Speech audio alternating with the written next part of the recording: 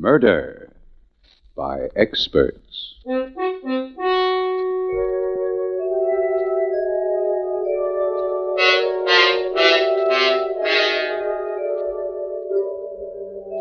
Mutual Broadcasting System presents Murder by Experts, with your host and narrator, Mr. John Dixon Carr, world-famous mystery novelist and author of the recently published bestseller, The Life of Sir Arthur Conan Doyle. Good evening. This is John Dixon Carr. Each week at this time, Murder by Experts brings you a story of crime and mystery which has been chosen for your approval by one of the world's leading detective writers. Tonight, our guest expert is the noted mystery novelist William Irish. From the many thrillers he has read and enjoyed, Mr. Irish has selected a most unusual story of mounting terror by Sidney Morris. And now we present Gertrude Warren and Bernard Grant in The Dark Island.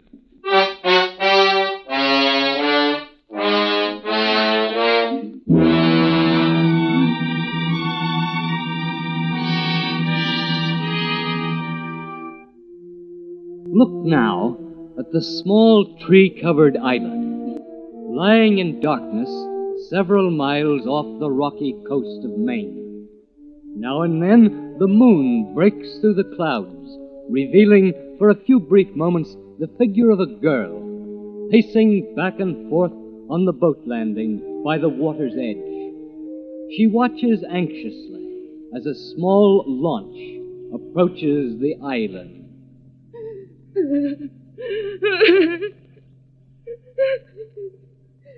Why doesn't he hurry? Why doesn't he hurry? I won't stay on this island another moment. Not another moment.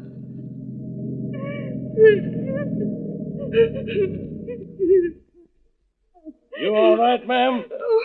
I saw your emergency flare from the mainland. I came right away. Oh, thank heavens you're here, Sheriff. I couldn't have stood it another minute. I was going out of my mind. Why are you crying? What's wrong? What's the trouble, ma'am? Take me to the mainland. Take me to the mainland. Sure, ma'am, sure. But don't you think Please, first you better... take me away from here. Take me away. Here, let me help you in. All right, sit over here, ma'am. Before I shove off, is anything you want from the lodge? No, just get me away from here. Get me away.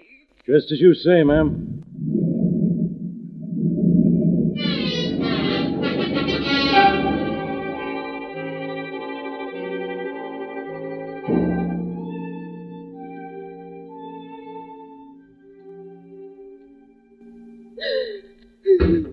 Wait till I get the light. There. Ma'am, this is my office. And have a seat. Thank you. Now, suppose you tell me what's happened, huh? It's like a nightmare. A confused nightmare. All of it. I'm so mixed up. I can't tell any longer what part of it was real and what part was my imagination. Just calm down, ma'am. Tell it to me in your own way. Now think back. Must have had some starting point. Things generally do. Some starting point. Yes. Yes.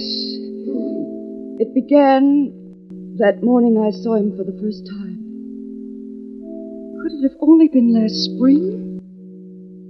A small boat put in at our dock, and Philip came walking up the path to the lodge.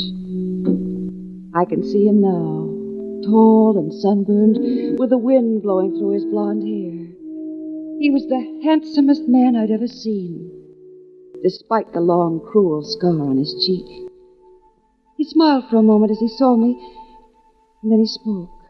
Hello there. Hello. They told me over on the mainland that you have an empty cottage here. Would you care to rent it to me for a few months?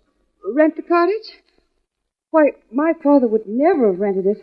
The people on the mainland know that. Yes, they told me, but this island looks so peaceful, so secluded. I thought I'd ask personally. Do you think it would do any good at all if I were to speak to your father? Oh, my father died 3 months ago. Oh. Oh, I'm very sorry. They didn't mention that back at the hotel. It's quite all right. I hope you won't think I'm being inquisitive, but who else lives on this island? No one. I live alone. Alone? Yes. Isn't it rather lonely? Oh, no. I'm quite used to being alone. Even when my father was alive, I was alone most of the time. What about visitors from the mainland? Oh, Father discouraged them. As a result, no one ever comes here. Father even educated me himself. He was a doctor. Really? Well, so am I. My name is Duval. Philip Duval. Oh? Well, I'm Eve Winters. Winters? Uh-huh. Your father wasn't by any chance Dr. Malcolm Winters, was he?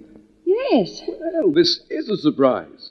I've read both of your father's books on criminal psychology. Oh? Oh, yes, he had great perception, great understanding of the criminal mind. Well, I know very little about it. Oh, yes, of course. I do hope you'll forgive me my curiosity. But, why did your father give up his position in the medical world and simply disappear without a trace? I don't know. I should very much like to have met him. You see, I, too, am writing a book on criminal psychology. That's why I need the cottage, so I can work undisturbed. Oh, I see. Yes, it's just impossible to work at the hotel. There's so much talk going on about the murder that I find... Murder? Yes. Haven't you heard? No. I'm afraid I know very little of what happens on the mainland. Well, perhaps it's just as well. There's been too much talk about it already. Oh, no, please. I want to hear about it. This morning, a young girl was found murdered. She'd been slashed to death. Oh, how horrible. It was another scalpel killing, exactly like the other two. You mean there were others besides the poor girl found this morning? Yes. In the past 2 months, 3 women have been killed in identical fashion. Their throats cut by a surgeon's scalpel. A surgeon's scalpel? Yes. Well, have they caught the murderer yet? No. The authorities were questioning everyone this morning, but they'll never catch him. He's far too clever for them in their stupid methods. They don't realize that they're dealing with a mind that's... Seems I'm always giving a lecture. Goodbye, Miss Winters, and if there's anything I can do for you, I'm staying at the Stratford Hotel. Well, thank you, but I never go to the mainland. Goodbye. Doctor? Yes. There's really no reason why I shouldn't let you use the cottage. So, if you still want to... That's most generous of you. You have no idea how much this means to me. You can move into the cottage any time. Well, it so happens that everything I own is in the boat. So there's no need for me to go back to the hotel. Oh, I see. I'm most grateful for the cottage, Miss Winters. And I promise I'll do my best to keep out of your way. Within an hour, he'd moved in. A week went by, and except for the glimpses I'd caught of him writing at his desk by the window, I saw very little of him. And then one day we met at the well, and soon we were meeting every day. Strange, the way one can be so lonely, and then suddenly life becomes wonderful, each day happier than the last. But one day Philip would finish his book and leave, and once more I would be alone. Eve, where are you? Oh, here I am, Philip. I just received a letter from my publishers. They like the 30 chapters I've already sent them, and they're going to publish the book as soon as I complete the rest. That's wonderful, Philip. You haven't much more, have you? No, just a final chapter on the Bluebeard complex, and it'll all be finished. And then, where will you go? Go? I've been so busy this past month that I hadn't thought about it. Somehow I've come to accept this island as my home. Perhaps it's come to mean home because of you, Eve. Oh, Philip. Eve, I'm a fool. I've been so busy with the book, I've never stopped to tell you how much I love you, how much I need you. If you only knew how much I wanted to hear you say that. Eve, darling, will you marry me? Will you marry me? Oh, I was happier than I thought anyone could be. A few days later, we went to the mainland and were married. We spent only a few hours on the mainland, for after 15 years of living on the island, The townspeople, the noise and constant movement were more than I could stand. Philip and I returned to the island that same day. The weeks slipped by swiftly. Philip worked on his book, and I looked after him. And then one night, after we'd been married a month, I was awakened by Philip. Eve, Huh? wake up, What? wake up. Oh, what? Oh, Philip. What am I doing standing here by the clothes closet? I awoke to find you getting out of bed. Your eyes were wide open, darling, yet when I spoke to you, you didn't answer. What? You just walked over to the clothes closet as though in a trance. And then you awakened me? Yes. I've never walked in my sleep before. Well, don't worry about it, darling. You'd better go back to bed. We'll talk about it in the morning. But with morning came the sun, and the night was quickly forgotten. Philip continued to work on his books and read unpublished medical papers left by my father. And then one morning, shortly before dawn, I awoke to find Philip's bed empty, unslept him. I quickly dressed and went to his study. He was sitting at his desk, his eyes bloodshot, staring into space. I placed my hand on his shoulder. Eve! Darling, is anything wrong? Wrong? Yes, you've been here all night. What were you doing? Why, I was reading your father's books and the material he left at his death. Philip, there is something wrong, isn't there? I feel it. It's in this room. There's nothing wrong, Eve. It's just your imagination. You sure? Yes, of course I'm sure. All right, darling. Eve, Yes? tomorrow's the first of the month. I promised my publisher I'd be in Boston on the first to discuss my book. It'll mean a trip away from the island for a night. Well, when do we leave? Eve, would you mind very much if I were to go alone? Alone? Well, I'll really be tied up with my publisher most of the time. Besides, you know how you hate the noise and confusion of the mainland. Of course, Philip. I suppose it would be foolish of me to go along. You'll be so busy. I knew you'd understand. When do you think you'll leave? I'll have to take the noon train to Boston. I just have time to catch it. I'll be back early tomorrow evening. With that, he was gone. Something had happened that night. Something that threatened our marriage, our future. And I didn't know what it was. How empty the lodge was with him gone. I returned to the study and began to straighten out the papers on his desk. Then, as I opened one of the drawers, I saw them. Hundreds of clippings from newspapers all over the country, and all of them about the scalpel killer. Clippings. Why had he collected them? Why? And suddenly I was afraid to think about it. I began to count the minutes and hours until he should return. I never knew a night and a day could be so long. But at last his boat arrived at the dock, and a minute later he came up the path to the lodge. Hello, Eve. Oh, how are you, darling? Did you have a nice trip? Nice trip. Yes, I suppose so. Philip, is anything wrong? There's nothing wrong. Oh, I'm sorry, Eve. I'm just tired, that's all. Oh, that's all right, darling. You'll feel better after you've eaten. Here, let me take your coat and the paper. Thank you. Well, is there anything in the paper? No, let me have that paper. Why, Philip. There's been another murder on the mainland. A woman found slashed to death. Oh, how horrible. Yes. Once more, the scalpel killer struck, claiming early this morning a fourth victim. Police would make no statement other than to say that the use of a scalpel by the killer indicates that a doctor... Must you go on reading that? Isn't it enough that they're dead? Why, Philip. Oh, I'm sorry, Eve, darling. I heard quite enough about it on the mainland. It was the only topic of discussion. Yes, I understand. I won't mention it again. Thank you, Eve. It's good to get away from all that talk. To me, this island represents escape. Escape from the mainland. And all that happens there. Escape? What was there to hide from? It couldn't be. It couldn't be. And yet, the clippings in his desk. The violent outburst when I'd read the newspaper story. His strange behavior in the past. A picture began to form. A picture I could no longer bear to look at. Weeks passed, and we were as strangers. And then one night, I was awakened by a pair of hands on my throat. Don't be frightened, Eve. It's nothing. It's nothing.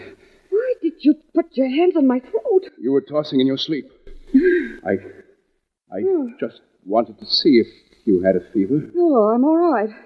Why are you trembling? I don't know. Oh, Philip, what's wrong? Nothing, Eve, nothing. It's just your imagination. No, it isn't. Is it anything to do with the murder of those 4 women? What makes you ask that? Is it because of the murder? No, I tell you no! You must stop talking about them. Do you hear me? All right, Philip. I've got to make another trip to Boston. See my publisher. Another trip to Boston? Yes. I just have time to catch the morning train. How long will you be gone? Just overnight. Philip, What were you going to say? Nothing. Here, let me help you pack. You needn't bother. I'm only taking a few things. Scalpel. Why, yes, I thought I'd take your father's instruments to town, have the instruments polished. Are all the scalpels in your bag? Yes. Why do you ask? Well, I just wanted to make sure you hadn't forgotten any. Oh, Philip, why do you look at me that way? I'm thinking of 4 women. 4 women who were slashed to death. Philip looked at me for a moment. Then without a word, he left. And suddenly I realized if a murder were committed that night, there would be no escaping the truth. I could do nothing but pray and wait. The day dragged into the night, and at last dawn came. Soon he'd return, and I'd know everything. Everything. Eve? Oh, here I am, Philip. How was the trip? Philip, what's happened? Last night, another woman was murdered on the mainland. Oh, no, not another. Yes. Her throat was cut, like the others. Don't tell me anymore. I don't want to hear about it. Then you know everything. Yes. I've suspected it for months. Only I could never bring myself to believe it. Eve, there's only one thing left to us. One thing left to us? Yes. We must die together, so that innocent people may live in safety. Philip, what are you saying? I don't want to die. I know you don't, darling, nor do I, but can't you see it's the only way out? The police are bound to find them. The murder. It's just a question of time. Look, let's not wait and live in fear. We'll go to the police and confess. No, I couldn't stand to go through all that. I don't want to die, and I won't. Please, Eve, darling, don't make it difficult.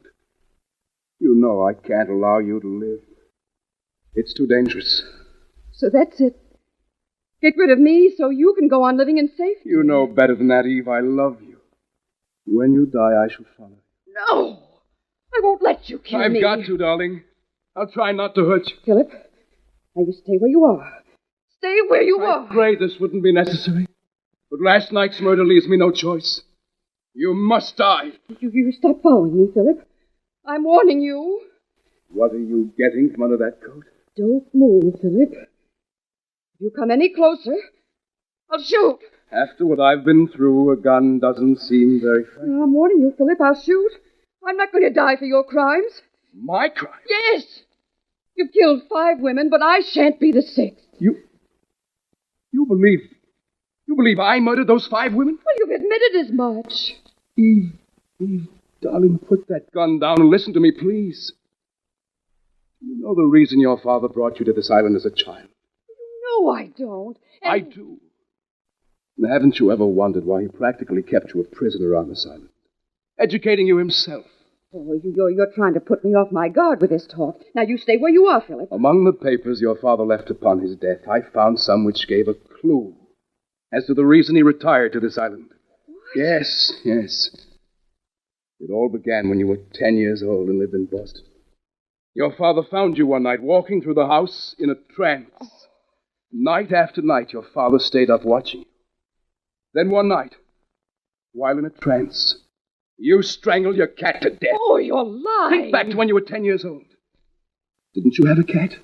And then one morning it was gone? Well, it had run away. Father told me He so. was hiding the truth from you. He destroyed the body. And then a few days later he got you another cat. And it disappeared. That cat also ran away. It didn't run away any more than the first one did. You killed it, Eve, in the same manner. Oh, you're clever, Philip. But I know something of psychology.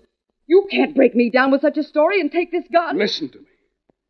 After observing you for some time, your father realized you were a schizophrenic. Oh. A female Jekyll and Hyde, a split personality with uncontrollable homicidal tendencies. You won't break me down, no matter how clever you are. It was then that your father knew that no one was safe as long as you were free. So he gave up everything he valued and brought you to this island, virtually becoming your jailer. I'm afraid your story doesn't hold. I was always free to go where I pleased. Yes, for you weren't dangerous when you were awake. But when you went to sleep each night, didn't your father always see to it that you had a sleeping drug? No. Think! Wasn't there some special drink you took before you went to bed? Oh, only hot milk. Then that was it. As long as your father lived, he was able to control your sleeping hours. But when he died, the drug was no longer administered. And you began to walk at night in a trance. No. The first murder occurred exactly a week after your father's death. You were following your subconscious will to kill. You've never explained where you were the night that first woman was killed. A month after the first murder, you left this island again. Your father's scalpel in your hand. And another girl was found dead on the mainland. Her throat cut. I never left this island from the day I returned from my father's funeral. You never remember having left this island, for when you woke up the following day, you were back in your own room. When I came to this island and told you about the murders, you were naturally shocked. Your conscious mind was not aware of what you had done. You tell a convincing story, Philip. But you haven't explained why you came to this island with all your baggage, just a few hours after a murder had been committed. Well, it's very simple. And explain the hundreds of clippings you have. And why you tried to strangle me 2 nights ago. Strangle? And tell me why you took the scalpels with you yesterday. Oh, no, I know you're the murderer. And I'm going to turn you over to the police. I've sunk both boats. You'll never go to the police. Oh, you're mad. You're completely mad. I can't allow you to go on living. Philip, stop coming toward me. I don't want to shoot, but you're forcing me to. I've got to kill you. I've got to. Philip, don't, or I'll shoot. Oh. Philip! Oh, I didn't want to do it, but you made me. It was either your life or mine.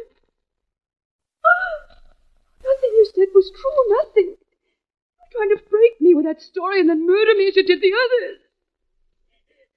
But you failed, and I feel so faint, so dizzy.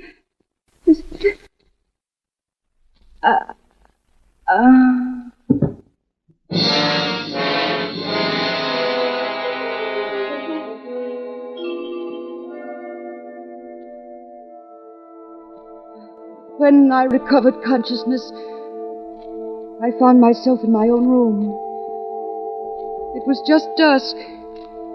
There was a deathly stillness about the lodge.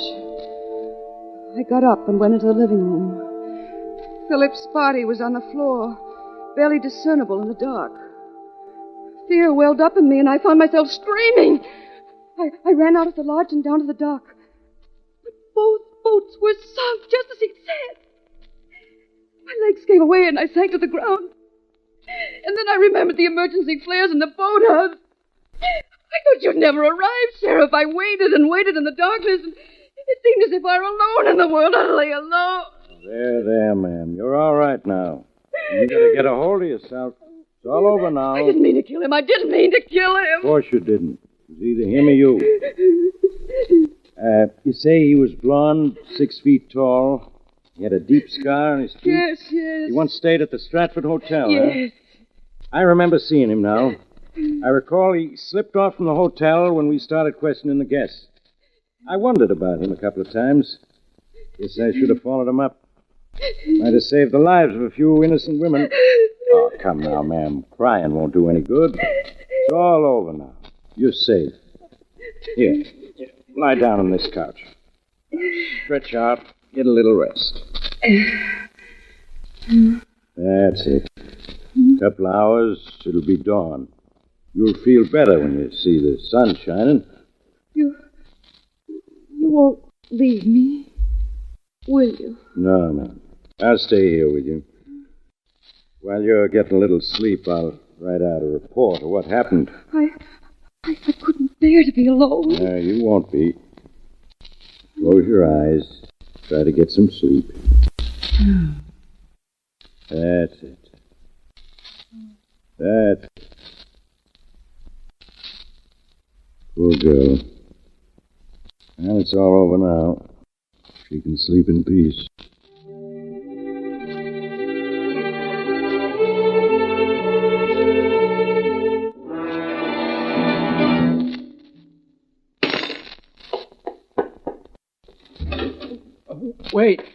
Wait, I want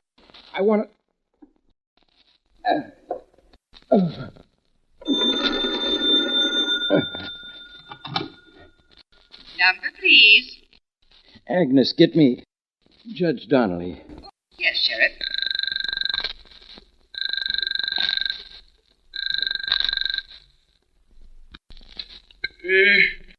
Hello? Judge, Sheriff Mitchell calling. Sheriff, you called me at 2 a.m. and gave me a full report on the death of the scalpel killer. Now, why you calling again at 4 a.m.? Judge. Sounds to me like you've been drinking. Now, I reckon the celebration's in order, but why bother me? Will you please let me get back to sleep before I lose... Listen, I haven't much time, Judge. What's that?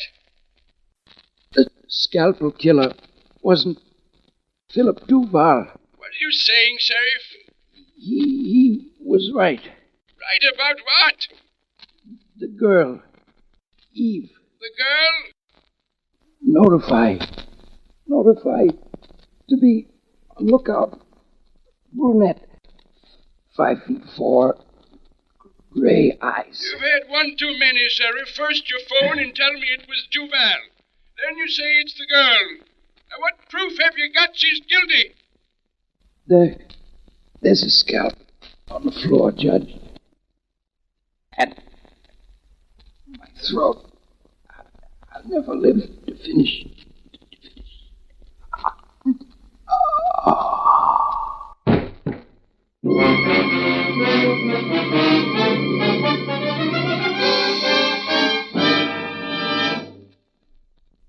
And so the curtain falls on The Dark Island, which was chosen by guest expert William Irish, whose latest thriller is The Blue Ribbon.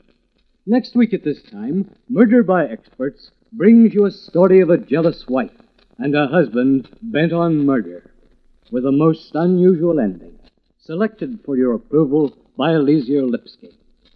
Until then, this is your host, John Dixon Carr, hoping you'll be with us next week at this time. The Dark Island was written by Sidney Morris, adapted for radio by Robert A. Arthur and David Cogan. In the cast were Gertrude Warner, Bernard Grant, and Maurice Tarplin. Music is under the direction of Emerson Buckley, composed by Richard DuPage. Murder by Experts is produced and directed by Robert A. Arthur and David Cogan. This is Phil Tonkin speaking.